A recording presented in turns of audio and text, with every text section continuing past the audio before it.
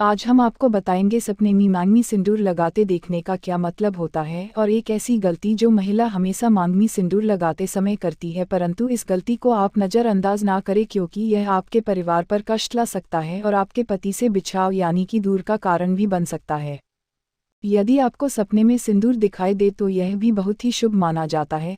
सपने में मांग में सिंदूर का दिखाई देना ऐसा माना जाता है कि इससे आपको आपके मायके से बहुत ही बड़ी खुशखबरी मिलने वाली है और अगर कोई अशुभ आपके साथ होने वाला होता है तो वह भी टल जाता है। अगर कुंवारी स्त्री को दिखाई दे तो इसका मतलब है कि उसकी शादी उसके मनचाहे पसंद वर के साथ होने वाली होती है। अगर घर में आपके पति से बन रही है या घर में लड़ाई कलेश इत्यादि का माहौल रहता है तो इस दोष को दूर करने के लिए आप सरसों के तेल में थोड़ा सा सिंदूर मिलाकर अपने घर के मुख्य दरवाजे पर स्वास्तिक या ओम का प्रतीक बनाएं। इससे आपके पति का प्यार आपके लिए अधिक बढ़ जाता है और कलेश इत्यादि का माहौल दूर हो जाता है।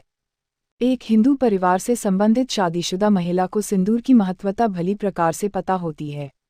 सिंदूर को हमारे हिंदू धर्म में सुहाग की निशानी माना जाता है और एक महिला के सम्मान में इसका बड़ा योगदान होता है।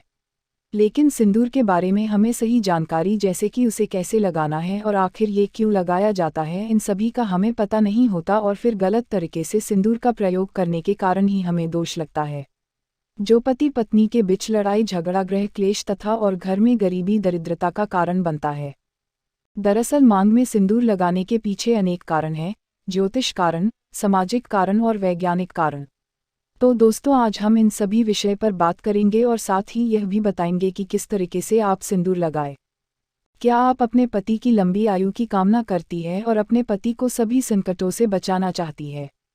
तो अपने घर पे भगवान शिव की पूजा और 16 सोमवार का व्रत करने के लिए आज ही खरीदे कष्ट निवारण नर्मदेश्वर शिवलिंग।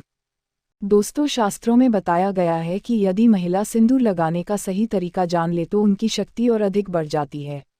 जैसे कि दोस्तों त्राटक या मेडिटेशन से कोई भी व्यक्ति अपना सिक्स्थ सेंस यानी कि अपना छठा आज्ञा चक्र खोल देता है और जिसका छठा आज्ञा चक्र जागृत होता है उसमें दूसरों की मन की बात जाने की शक्ति आ जाती है। ठीक उसी प्रकार आपने गौर किया होगा कि जो महिला सदैव मांग में सिंदूर लगाकर रखती है उन कई बार ऐसा होता है कि जो भी कोई अनहोनी होने वाली होती है उसका उन्हें पहले ही आभास हो जाता है। दोस्तों इन चीज़ों को आप अपनी मम्मी, दादी, नानी या जो भी बुजुर्ग महिला है जो कई सालों से सिंदूर लगाती आई है उनके व्यवहार तथा उनके आचरण को परख कर देख सकती है। ये सभी चीज़ उन्हें पहले से ज्ञात इसलिए हो जाती है क्योंकि उनका आज्ञा चक्र जागृत अवस्था में होता है। दोस्तों नारी को एक शक्ति का रूप माना गया है। आपने ये गौर किया होगा कि जब कोई भी गर्भवती महिला कन्या को जन्म देने वाली होती है उन 9 महीने में उस महिला के साथ अच्छी घटनाएं होने लगती है। उसकी जो भी मनोकामना होती वह पूरी होती है। शास्त्रों में ऐसा कहा गया यह सभी घटनाएं इसलिए होती है क्योंकि वह शक्ति को जन्म देने वाली होती है। ऐसा माना जाता कि जो भी स्त्री सदैव सिंदूर लगा के रखती है उसमें ऐसी ऊर्जाएं जागृत रहती है जो उन्हें हर परेशानी से बचाए रखती है, साथ ही अपने परिवार को भी संरक्षण प्रदान करने का कार्य करती है। मांग में सिंदूर कैसे लगाए?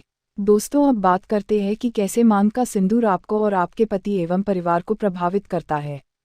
शास्त्रों के अनुसार जो भी स्त्री अपने मांग के सिंदूर को अपने बालों के पीछे छुपा लेती है तो उसके पति को समाज में मान सम्मान नहीं मिल पाता। जिस ऊंचाई को वह छूना चाहते हैं वहां तक वे पहुंच ही नहीं पाते तथा हमेशा असफल रहते हैं। समाज में तथा रिश्तेदारों के बीच में वह छुप कर रह जाते हैं। इसलिए सिंदूर जितना लंबा आप लगाएंगे और आगे की तरफ माथे पर लगाएंगे आपके पति का भाग्य उतना ही अच्छा एवं प्रबल होगा, क्योंकि माथे पर सिंदूर लगाने से स्त्री की शक्तियां जागृत रहती है। सिंदूर लगाने का तरीका शास्त्रों में यह स्पष्ट बताया गया है कि महिला को सदैव नाक की सिद पर ही माथे में सिंदूर लगाना चाहिए। कभी कभी महिला जब टेढ़ी मांग निकालती है तो उसी जगह पर वह सिंदूर लगा देती है। शास्त्रों में ऐसा करना बहुत अशुभ माना गया है। ऐसा करना आपको आपके पति से दूर कर देता है। सिंदूर किस दिन लगाना चाहिए? अगर आप ऑफिस में काम करने वाली महिला है या किसी कारण से आप रोज माथे पर मांग में सिंदूर नहीं लगा सकती है तो कम से कम जो आपके त्योहार होते हैं, आपकी सालगिरह होती है या आपके घर में कोई पूजा पाठ होती है, करवा चौथ या कोई तीज का त्योहार हो, तो इन मौक़ों पर आप अपने माथे पर सिंदूर अवश्य लगाएं क्योंकि यह सुहाग की निशानी होती है तथा सिंदूर लगाकर आप कोई भी शुभ कार्य या पूजा पाठ करती है तो उसका फल कई गुना आपको मिलता है। नवविवाहित कन्या इस बात का जरूर ध्यान रखे कि जो विवाह के समय उन्हें मांग में सिंदूर लगाया जाता है वह जो सिंदूर होता है उसे संभाल कर रखे और जब कोई विशेष कार्य या विशेष पूजा आपके घर हो तो उस समय पर थोड़ा थोड़ा वह सिंदूर आप लगाए। इससे विवाह के समय जो आपको विशेष आशीर्वाद मिलता है वह हमेशा आपके कार्यों में आपको सफलता दिलाता है तथा आपके परिवार में खुशियाँ एवं सुख समृद्धि बनाए रखता है। इसके साथ ही कभी भी महिला को बगैर नहाए मांग में सिंदूर नहीं लगाना चाहिए। सबसे पहले महिला नहा ले और पूजा पाठ कर ले, उसके बाद ही अपने माथे पर सिंदूर लगाए। सिंदूर लगाते समय सदैव आप अपने पति की लंबी आयु तथा उनकी सफलता के बारे में ही सोचें, इससे उनका भाग्य और भी अधिक प्रबल एवं शक्तिशाली बनता है। और मांग में सिंदूर लगाते समय माता पार्वती को आप पहले ध्यान में लाए, क्योंकि अखंड सौभाग्यवती का वरदान माता पार्वती से ही प्राप्त होता है। कई महिलाएं ब्यूटी पार्लर जाती है और वहां जो भी महिला या मेकअप करने वाले होते हैं वह खुद ही सिंदूर महिला के सर पर लगा देते हैं, परंतु यह भी अशुभ माना गया है। आप उन कर्मचारी को जानती नहीं हो, उनका आचार व्यवहार आपको नहीं पता, फिर भी आप उनसे सिंदूर लगवाती है, जो कि सही नहीं है। हमेशा सिंदूर आप खुद ही लगाए या फिर अपने पति के हाथ से आपको सिंदूर लगाना चाहिए।